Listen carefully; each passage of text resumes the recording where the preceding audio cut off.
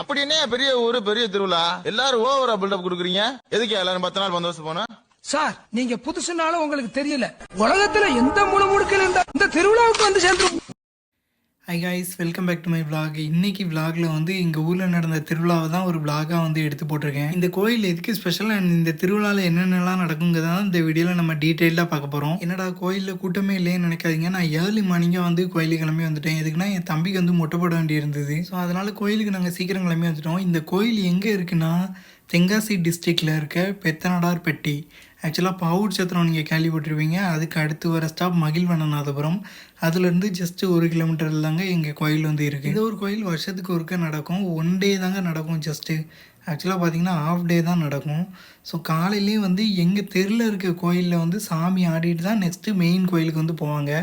So அதனால் சாமியாட்டம் வந்து பார்க்க வந்திருக்கோம் நம்ம. இதுக்கு அப்புறம் தாங்க போக போக கூட்டம் ஏறும். ஸோ நம்ம வந்து இப்போ கோயிலுக்கு போகிற ரோட்டில் போயிட்டுருக்கோம். நீங்கள் பார்த்தீங்கன்னா எக்கச்சக்கமான பேனர்ஸ் வந்து அடித்து வச்சுருப்பாங்க. நிறைய கடைகளும் வந்து இந்த இடத்துல போட்டு வச்சுருப்பாங்க. கிட்டத்தட்ட நீங்கள் 11 மணி 12 மணிக்கெலாம் கோயிலுக்கு விசிட் பண்ணிங்கன்னா இந்த இடத்துலலாம் கூட்டம் நிறைய பேர் வந்துக்கிட்டே இருப்பாங்க. மக்களே, இந்த பேனரில் 3வது இருக்க தம்பி வந்து நம்ம சப்ஸ்கிரைபர், அடிக்கடி நம்ம சேனலில் வந்து கமெண்ட் பண்ணுவாப்புல. எல்லா தம்பியும் நம்ம ஒரு தம்பி தான். ஸோ அதனால் அவங்க பேனரை கொஞ்சம் ஃபீச்சர் பண்ணு ப்ரோன்னு சொன்னதுனால இந்த ஒரு பேனரை மட்டும் எடுக்கேன். ஏன்னா மற்ற பேனர்லாம் எடுத்தால் வீடியோ வந்து லென்த்து அதிகமாகிடும். நீங்கள் மற்ற பேனரையும் பார்க்கணும்னு ஆசைப்பட்டீங்கன்னா வேதா டிவி, ஆக்சுவலாக வேதா மீடியான்னு சொல்லிட்டு ஒரு யூடியூப் சேனல் இருக்குது. அந்த சேனலில் வந்து லைவ் டெலிகாஸ்ட் பண்ணுவாங்க நம்ம திருவிழாவை. ஸோ அதில் மற்ற பேனரையும் பார்க்கலாம் அண்ட் இங்கே உள்ள கடைகளையும் பார்க்கலாம். கோயில் பக்கத்தில் பார்த்தீங்கன்னா ஒரு பிள்ளையார் கோயில் இருக்குது. இந்த கோயிலில் கும்பிட்டுட்டு தான் எல்லோரும் உள்ளே போவாங்க. ஸோ நம்மளும் அதே வேலையை பார்த்துட்டு உள்ளே போகலாம். மக்களே, வேதா மீடியா அங்கே யூடியூப் சேனலில் போய் பார்த்தீங்கன்னாலே உங்களுக்கே தெரியும், லைவ் டெலிகாஸ்ட் பண்ணியிருப்பாங்க. இல்லை நான் வந்து டிஸ்கிரிப்ஷனில் லிங்க் கொடுக்குறேன், போய் செக் பண்ணி பார்த்துக்கோங்க. தென் வந்து கோயிலில் வந்து லைவ் டெலிகாஸ்ட் பண்ணதுனால ஸ்க்ரீன் வந்து அங்கங்கே போட்டு வச்சுருக்காங்க. இன்னும் வந்து கூட்டம் வரல. இப்போ வந்து சாமி ஆட்டம் நடக்கும் கோயிலில். ஒரு 10-11 மணிக்கிட்டலாம் கூட்டம் வர ஆரம்பிச்சிடும். ஏன்னா 12 மணிக்கு ஷார்ப்பாக கோயிலேருந்து சாமி வந்து வேட்டைக்கு கிளம்ப ஆரம்பிக்கும். ஏன்னா நம்ம தென்காசி டிஸ்ட்ரிக்டை பொறுத்தவரையில் எங்கள் ஊரில் மட்டும்தாங்க பகலில் நடக்கும். நீங்கள் மற்ற திருநெல்வேலி டிஸ்ட்ரிக்டை மொத்தமாக கவர் பண்ணிங்கன்னு வைங்களேன், இந்த மாதிரி மாடன் சாமி திருவிழாலாம் மிட் நைட்டில் தான் நடக்கும், நடு சாமத்தில் தான் நடக்கும். பட் எங்கள் ஊரில் மட்டும்தான் பகலில் நடக்கும். அதான் எங்கள் ஊரோட ஸ்பெஷலே. இப்போ உங்களுக்கு கோயிலோட நேம் தெளிவாக தெரியும், ஸ்ரீ மாயாண்டி சுவாமி கோவில் பெத்தனடார்பட்டி. இந்த கோயிலில் பந்தல் போட்டிருக்காங்கல்ல, மேலே கயிறு வந்து கட்டங்கட்டமாக கட்டியிருக்காங்க பாருங்கள். அதுக்கும் ஒரு காரணம் இருக்குது. அது என்னங்கிறத நான் போக போக சொல்கிறேன் உங்களுக்கு. நான் வந்து சாமியாட்டம் பார்த்துட்டு வீட்டுக்கு போகிறேன். ஸோ வீட்டுக்கு போய் சாப்பிட்டுட்டு ஒரு 11 மணி வாக்கில் ரீவிசிட் பண்ண போகிறேன். 11 மணிலேருந்து பார்த்தீங்கன்னா கூட்டம் கூட ஆரம்பிச்சிடும். ஸோ நான் வந்து ரீவிசிட் பண்ணியாச்சு. நம்ம தம்பிகளோட ஒரு அட்டண்டன்ஸை போட்டு கோயிலை வந்து சுற்றி பார்ப்போங்க. எங்கள் ஊர் திருவிழாவை பொறுத்தவரையில் எல்லாருமே 2 ட்ரெஸ் தாங்க எடுப்பாங்க. ஒன்று மதியம் வரைக்கும் போடுவாங்க, மதியத்துக்கு மேலே இன்னொரு ட்ரெஸ்ஸு. இது வந்து ஆடி மாத டைமில் வர தான் நல்லா ஆடி தள்ளுபடியில் போய் ட்ரெஸ் எடுத்துகிட்டு வந்துடுவாங்க எல்லாருமே. இங்கே பார்த்தீங்கன்னா 11 மணிலேருந்தே சாமி வந்து ஆட ஆரம்பிக்கும். ஸோ அந்த கேப்பில் வந்து அரளிப்பூ மாலை வந்து எடுத்து போடுவாங்க. தென் சாமிக்கு வந்து அபிஷேகம் வந்து நடக்கும். தென் வந்து வேட்டைக்கு போகிறதுக்கு வந்து சாமி வந்து ரெடி ஆகிட்டு இருக்கும். நல்லா சம வைப்பாக இருக்குங்க. இப்போ பார்த்தீங்களா கோயிலில் எவ்வளோ கூட்டம் இருக்குன்ட்டு. இந்த கூட்டம் வந்து போக போக ஏறிக்கிட்டே இருக்கும். கிட்டத்தட்ட பக்கத்து ஊரில் உள்ள மக்கள் எல்லாருமே இந்த கோயிலுக்கு வந்து விசிட் பண்ணிடுவாங்க. ஏன்னா பகல் டைமில் நடக்கு பார்த்தீங்களா, கோயிலுக்கு வந்து விசிட் பண்ணிக்கிட்டே இருப்பாங்க. இன்னொரு ஸ்பெஷல் எங்கள் கோயிலில் என்னென்னு கேட்டிங்கன்னா, சாமி ஆடும்போது சாமி கூட சேர்ந்து இந்த கனியை வந்து ஆடும்.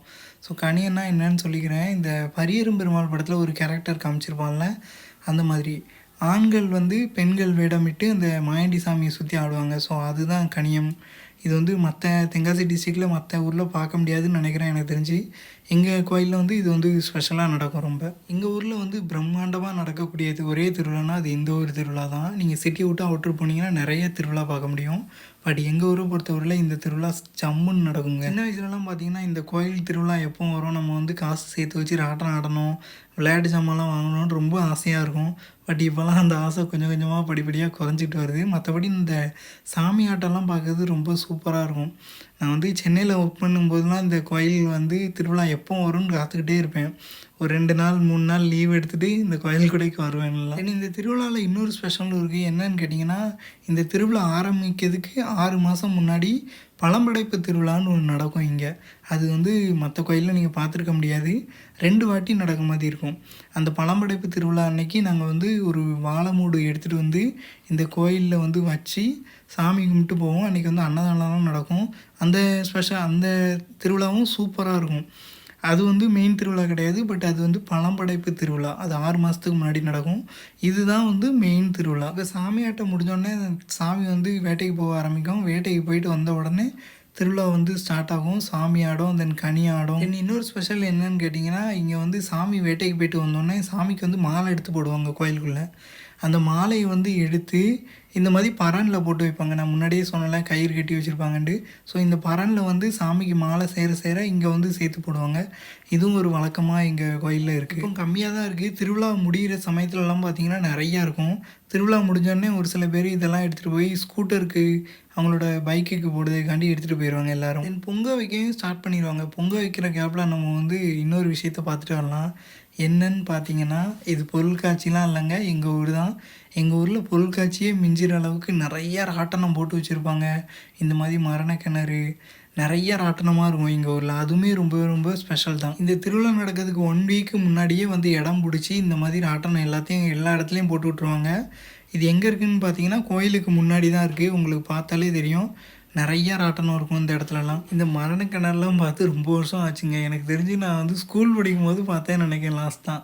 அதுக்கப்புறம் இப்போ தான் பார்க்கவே வந்திருக்கேன். நல்லா இருந்துச்சு. இங்கே நிற்கும்போது காற்று வேறு லெவல் காற்று. ஏன்னா நம்ம ஊரில் குற்றால சாரல் வந்து சீசன் வந்து ஆரம்பிச்சிட்டல. ஸோ அதனால் காற்று அடிச்சுக்கிட்டு நல்லா சாரமெல்லாம் அடிச்சுக்கிட்டு ஜம்முன்னு இருந்துச்சு. ஒன்று டிக்கெட் ப்ரைஸ் தாங்க ரொம்ப ஜாஸ்தியாக இருந்துச்சு. நாங்களாம் 50 ரூபாய்க்கு இது பண்ணிக்கிட்டு இருந்தோம். இப்போலாம் 70 ருபீஸ் 80 ருபீஸ் சொல்லுதாங்க பெர் ராட்டனத்துக்கு. அதுக்கே நம்மளுக்கு தலை சுற்றிடும் போல். இவங்க சுற்றுற எல்லாருக்குமே 20 ரூபா கையில் வேறு கொடுக்காங்க நம்ம மக்கள். அதுலேயும் ஒரு சில இது அவங்க பிடிக்க முடியாமல் கீழே போய் விழுது. கீழே நிற்கவர் வந்து அதை எடுத்து வச்சுக்கிறாரு கையில். தென் இது சுற்றிக்கிட்டு இருக்கும்போது கார்லலாம் சுற்றும்போது கிட்டத்தட்ட எனக்கு கூஸ் பம்ப்ஸே வந்துட்டுங்க. கொஞ்சம் பயமாக தான் இருந்துச்சு. அவர் நிற்கிற தோரணையை பார்த்தாலே நம்மளுக்கு கால் நடுங்கிடும். அந்த மாதிரி தான் ரொம்ப நாளைக்கு அப்புறம் இதெல்லாம் பார்க்கும்போது ரொம்பவே சந்தோஷமாக இருந்துச்சுங்க. மேக்ஸிமம் நான் வந்து ராட்டனம் வந்து ஆடுறதுக்கு கொஞ்சம் பயப்படுவேன். ஏன்னா எனக்கு சின்ன வயசுலேருந்தே ஒரு டிஸ்லைக் ஒன்று இருக்குது. அது என்னன்னு கேட்டிங்கன்னா, இப்படி தான் சின்ன வயசில் காசு கொடுப்பாங்க, போய் ஏதாவது ஒரு ஆட்டத்தில் ஏறி உட்காந்துருவேன். அப்புறம் தலை சுற்றிடும், வீட்டுக்கு போய் படுத்துக்கிடுவேன். அதுக்கப்புறம் கோயில் பக்கமே வரமாட்டேன். ஆனால் இப்போலாம் வந்து ஏதாவது ஒரு 2 ராட்டினம் மட்டும் ஆடுவேன். கீழே நின்று வேடிக்கை பார்ப்பேன். அப்புறம் கடை வீதியை சுற்றி பார்ப்பேன். தென் கோயிலுக்கு வந்துடுவேன் சீக்கிரம். முன்னாடி இருக்க ராட்டனம் வந்து சூப்பராக இருந்துச்சுங்க. இதில் வந்து ஒரு 2 வாட்டி போயிட்டு வந்தேன். நல்லா இருந்துச்சு. அவர் வந்து பயங்கரமாக தூக்குதார். மேலே வரைக்கும் போயிட்டு வருது. அந்த எட்ஜிலலாம் இருந்தோன்னா கண்டிப்பாக முகப்புற கீழே விழுந்துரும். அந்த மாதிரி தான் இருந்துச்சு. நீங்கள் சுற்றி டயர்டாகுது அளவுக்கு நிறையா ராட்டினங்கள் மற்றும் கடைகளும் நிறையவே போட்டு வச்சுருப்பாங்க இங்கே. இந்த வாட்டிலாம் பார்த்தீங்கன்னா எல்லா ராட்டினமே சூப்பராக இருந்துச்சுங்க. நான் கிட்டத்தட்ட ஒரு 4 ராட்டினம் கிட்ட ஆடிருப்பேன்னு நினைக்கிறேன். அதுக்கப்புறம் சும்மா ஃப்ரெண்ட்ஸோட நின்று வேடிக்கை பார்த்துக்கிட்டு இருந்தேன். என் தம்பிகளோட ஊரை சுற்றிக்கிட்டு இருந்தேன். ஆனால் எல்லா வருஷமும் இங்கே அது மேஜிக்காக நடக்கா எப்படின்னு தெரில. கோயில் கூட முடிகிற சமயத்தில் நல்லா மழை பெய்ய ஆரம்பிச்சிடும். எல்லாம் சாரமழையாவது அடிக்க ஆரம்பிச்சிடும். சூப்பராக இருக்கும். அந்த டைமில் கிளைமேட் எல்லாம் பார்த்தீங்கன்னா நான் ஜம்முன்னு இருக்கும். நீங்கள் சுற்றி பார்க்குறதுக்கே டைம் இல்லாத அளவுக்கு எக்கச்சக்கமான விஷயம் எங்கள் கோயிலில் வந்து இருக்குது. ஒன்ஸ் நீங்கள் எல்லாத்தையும் சுற்றி பார்த்துட்டு கோயிலுக்கு விசிட் பண்ணிங்கன்னா, கோயிலில் வந்து ஆடு வெட்டுறதுக்கு ஆரம்பிச்சிருவாங்க. பொங்க வச்சு முடித்ததுமே ஆடு வெட்ட ஆரம்பிச்சிருவாங்க. ஆடு வெட்டுறது ரொம்பவே ஸ்பெஷல்ங்க எங்கள் ஊரில். எதுக்குன்னு கேட்டிங்கன்னா, கிட்டத்தட்ட 40க்கு மேற்பட்ட ஆடுகள் வந்து இந்த ஒரு இடத்துல வெட்டுவாங்க. இந்த கோயில் திருவிழாவுக்காண்டியே வெட்டுறதுக்காகவே ஆடை வந்து முன்னாடியே வாங்கி வளர்க்க ஆரம்பிச்சிருவாங்க. எல்லா ஆடுகளுமே பார்த்திங்கன்னா 1 இயர் கிட்டத்தட்ட அவங்க போட்டு வளர்த்து தான் கொண்டாந்து வந்து ஆடை வந்து வெட்டுவாங்க. ஆடு வெட்டுறது மட்டும் ஸ்பெஷல் இல்லைங்க. இங்கே கோழியும் ஏலம் எடுத்து கோழியும் வெட்டுவாங்க. இந்த மாதிரி நிறைய ஆடுகள் வெட்டுறது வந்து பக்கத்து கிராமத்தில் வந்து நடக்காதுன்னு நினைக்கிறேன். எங்கள் ஊரில் மட்டும்தான் நடக்கும். பக்கத்து கிராமத்துலலாம் மடு சாமத்தில் நடக்கிற திருவிழாவில் பார்த்திங்கன்னா 1 இல்லைன்னா 2 ஆடு தான் வெட்டுவாங்க. பட்டு நம்ம ஊரை பொறுத்தவரையில் நிறையா ஆடு வெட்டுவாங்க. இது வந்து பரம்பரையாக வழக்கமாக நடந்துக்கிட்டு வர ஒரு விஷயம். நான் முன்னாடியே சொன்னேன்ல, சாமிக்கு போடுற மாலையில் முக்கால்வாசி மாலை இந்த பரனில் வந்து இந்த மாதிரி போட்டு வச்சுருப்பாங்க. இதுதான் இந்த கோயிலோட ஒரு வழக்கம். இது மட்டும்தான் உங்கள் திருவிழாவில் ஸ்பெஷலானா இல்லை. இந்த திருவிழா முடிஞ்ச நைட்டு வந்து கச்சேரி வந்து நடக்கும். குறிப்பாக பார்த்தீங்கன்னா 2 நாள் தான் நடக்கும். பட் இந்த டைம் வந்து 3 நாள் வச்சுருந்தாங்க. இந்த 3 நாளுக்கும் காவல்துறை வந்து பர்மிஷன் கொடுத்து சூப்பராக வச்சுருந்தாங்க. பார்த்தீங்கன்னா கபடி மேட்சும் நடக்கும் இங்கே. 3 நாள் ப்ரோக்ராம் வச்ச இந்த விழா கமிட்டியார் எல்லாருக்கும் என்னோட சார்பாக நான் வந்து ஒரு நன்றியை தெரிவிச்சுக்கிறேன். இந்த ஒரு விளாக் வந்து உங்களுக்கு பிடிச்சிருந்தா இந்த வீடியோவுக்கு ஒரு லைக் பண்ணிக்கோங்க. அப்படியே நம்ம சேனல் பிடிச்சிருந்தாலும் சப்ஸ்கிரைப் பண்ணி வச்சுக்கோங்க. நம்ம ஊர்லேருந்து யாராவது பார்த்துக்கிட்டு இருந்தீங்கன்னா ஒரு ரெட் கலர் ஹார்ட்டை கமெண்டில் வந்து போடுங்க. அடுத்த வருஷமும் நம்ம வந்து விளாக் வந்து மேக் பண்ணுவோம். அடுத்து ஒரு சூப்பர் விளாகில் பார்க்குற வரையில் until then bye from Shiva. Bye மக்களே.